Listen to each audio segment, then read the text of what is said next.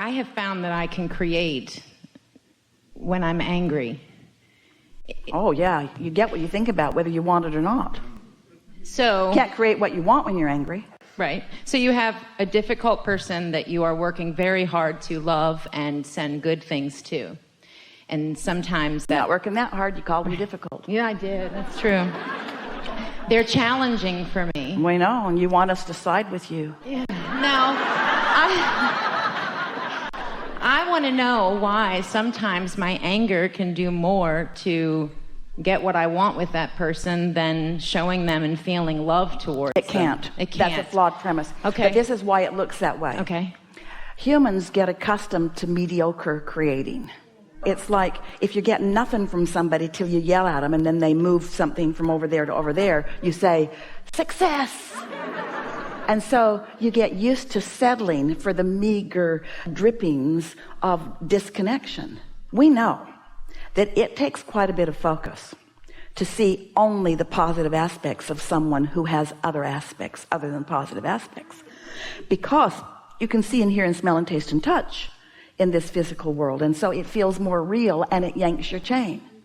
But if you have prepared yourself, if you've done the get out ahead of it work, if you have tuned with your inner being who always loves them no matter what, if you've intended yourself into the loving person that you are, now as they perform those things that used to bother you, even as recently as just now or a segment or two ago, they won't bother you as much, maybe not at all, because you're tuned differently. It would be like accidentally getting on a radio station that is full of things you don't want to hear, vulgarity and rudeness and meanness, and you don't want to hear it, and so you change the station, and then every time you get into your vehicle you set it back on that station again first, just to get mad again, just to be shocked by it again, when you don't have to. Once you start adjusting your tuner, it will calibrate to your natural vibration. It does not take very much to calibrate you to who you really are, and that's why it freaks you out when something causes you to not be there. Esther's like that too. When something upsets her, oh, she's so upset that she's upset because she knows better, and she knows that she could get out ahead of it. She just didn't get out ahead of it. And there are people around you that sometimes they sort of like you to be upset, so they'll give you all the negative news just to see how you react, you see. Well, react however you want to, but get your balance as quickly as you can. So ask your question now. I did, and I asked it. Ask it again. Ask it again. Abraham, when there are lovely people in my life that behave in different ways, how do I just notice the best of them? Yes, that's the question. Yes, that's the question. By practicing the best of you, whether the best of them is showing up or not. By not needing the best of them to create the best of you. By not being so conditional that the best of you can't show up unless it's the best of them. By not turning all of your power over to their behavior. Right. By loving the way you feel. Esther, she's so addicted to this little notebooks that she's got. She bought a big stack of them, and she can just hardly wait. And she has a place in her house where that notebook sits there on the table, and it's a new segment, so she just goes and sits there and writes, not to fix the next segment, because of the pleasure that these words generate in her here and now. You get addicted to alignment. You get addicted to being in sync with who you are. You get addicted to that good feeling in your belly, that feeling of love and appreciation, and most of all to that feeling of clarity. And so when you find yourself standing stable in an atmosphere where you used to not stand stable, pretty soon you can't even remember not being stable. And then other people's behavior is a non-issue to you, because you don't create their reality, you create your reality. And then sometimes your powerful positive stance, because when you hook up with your inner being and you're part of that point of attraction, now the probability of evoking from them more of that is millions of times more likely than if you don't do that. You're going to begin to feel like the entire universe is revolving around you, because it is. And when you sync up with your inner being, it becomes so obvious. What Esther's saying to herself when she has moments like you're describing, and she has them from time to time, what Esther's saying to herself is, I don't know why I ever freak out, because I know for sure that things always work out for me. They always work out, so why do I put myself and others through the freak out period? Well, pretty soon you won't, because you will have asked that question enough time. Well, I do it because I wasn't prepared for the segment. When you're little, if a train runs over your toe and cuts it off, you're going to have a special relationship with trains. And you might have a harder time feeling positive about all the other little children are jumping up and down when the train comes. Not so much anymore. Esther took her grandchildren to ride the train, and they said, "Oh, it's a train. How far are we going?" And then when they got there, they said, "Grandma, is this what we came all the way on the train for?" In other words, the train doesn't excite. Maybe this analogy isn't so, oh yeah, you're old, it's good for you. We're playing with you a little bit here. Your relationship with the train has to do with the traumatic experience that you had with it. And so maybe you've had some traumatic experiences. And for someone who really wants to be tuned in, tapped in, turned on, anything less than that is a little bit of trauma. And so if you really, really, really want something and you're focused in opposition to it, it feels really, really, really awful. If you don't care about it, you don't care about it. In other words, if you sort of want it and you're not in alignment with it, it sort of bothers you. If you really want it, if you really, really care about it, and it's out of whack, it really, really bothers you. That doesn't make you weak or egotistical. That makes you aware of your emotions, you see. We want you to care about what you want. And we think it's a wonderful thing when you have strong negative emotion, because it means this really matters and I'm really in vibrational misalignment. If somebody called you on the telephone and said, "Hello, you don't know me. I'm just calling to tell you I will never call you again," you would say, "Good to know." And you wouldn't feel anything except maybe a little mild amusement about the experience. But somebody you really care about calls you and says that to you, you would be normal to freak out, because something that you really care about looks like it isn't happening. But if you remember that things are always working out for you, and it doesn't matter how it temporarily looks, we have not said this before in this powerful way. All that you've been living, all that you've sifted and sorted through, all of that you've been evaluating has caused you to create a very powerful desire with lots and lots and lots of momentum. And it is coming about.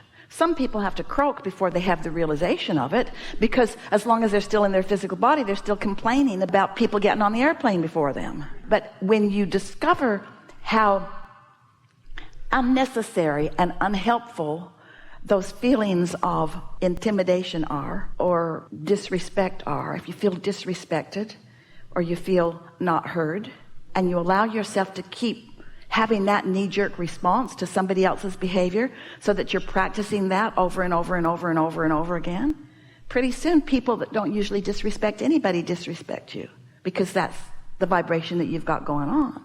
So what Esther's been doing when she finds herself in moments like that, she'll stop and say, "Wait a minute, is that really valid? And is that really how I want to feel? And does that even make sense? And is that really what I choose to decide that I feel?" And over again, she's choosing the emotion that she wants to feel, focusing on it until she feels it. That's what calibration to how your inner being feels about you works, you see. Did we get there? Yes, I'm ready to be ready to be ready to be ready to be ready. So we used to say that a lot, getting ready to be ready to be ready to be ready. And now we'd just like to say, "I'm ready," because ready to be ready to be ready to be ready to be ready feeds your appetite to get to where you really want to go. I'm ready. We want you to just be as ready as you are and happy about how ready you are, because that's how your inner being feels. Your inner being feels really good about how ready you are.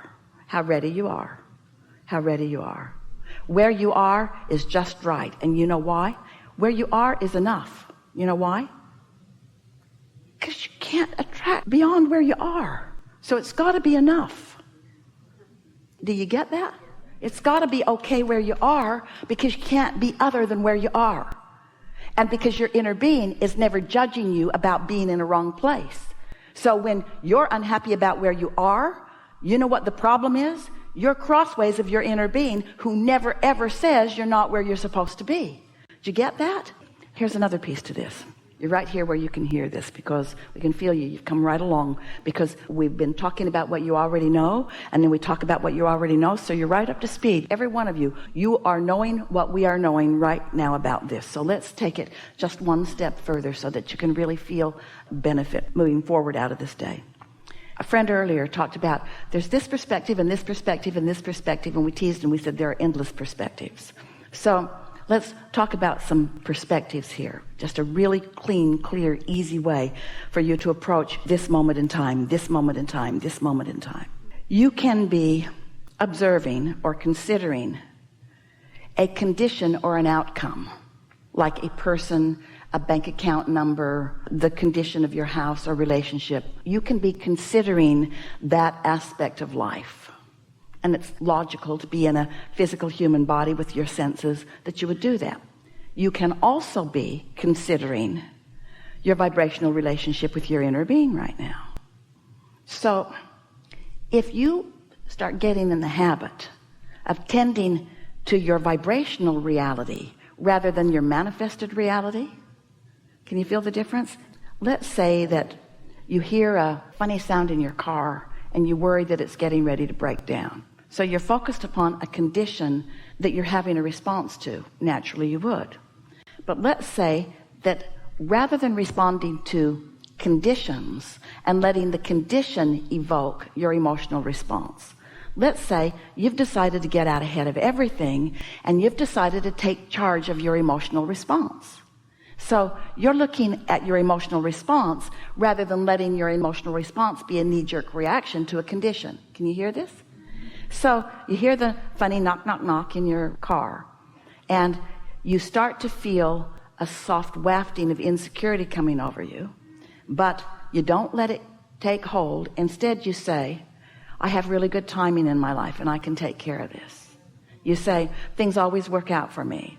You could even say, this has been a really stable vehicle. You could even say, everything works out well for me. You could even say, all is well here. You could say, there's nothing serious going on here. You could say, I am stable, I'm secure. And our point is that if you will stay there and focus there until you really feel that, then the outcome will please you. We've said to Jerry and Esther as they were moving around in their monster buses, and even all of this lovely merry band that gets on airplanes and in the van that holds all the equipment, they're moving around a lot from place to place to place to place to rendezvous with you, and they always get there. And everything always turns out wonderful. And it isn't that there are not things that they have to deal with, but things always do turn out.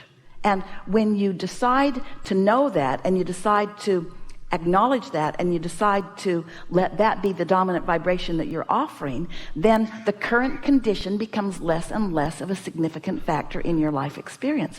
And that is such an important thing for this reason. Do you know what the predominant culprit, which is a hindrance to you getting what you want, is? Do you know what the culprit or the hindrance to the more that you're asking for? Do you know what it is? It's what is. Because what is in a state of becoming more all the time. And if you are fascinated and so verbal about describing what is, then you're not allowing the universe to yield to you the new improved version that you've already asked for. So what step 5 really is standing in this place of understanding that it's always going to be changing and it's always going to be more, and that the vibrational version is always an improved version of what is. And if you can not be so enamored with what is and so verbal about what is and so interested in getting everybody else to agree with you about what is, and you can be more emotional based where you care about how you feel first and foremost, so that you're giving yourself and others the benefit of the doubt. So you're looking for the positive aspects in things. So you're reaching for the thought that feels better. What begins to happen is you just feel good and feel good and feel good and feel good and feel good and feel good and feel good and feel good and feel good and feel good, feel good and feel good. This can take a while and feel good and feel good and feel good. And others look at you and they say, why do you feel so good all the time? And you say, because I decided to. And that twists their brain into a knot. What do you mean? I've decided to feel good too, but something went wrong with my car and I had a fight with my lover and you say, oh, I'm way past that. I don't let the details of my current life mess up where I'm going.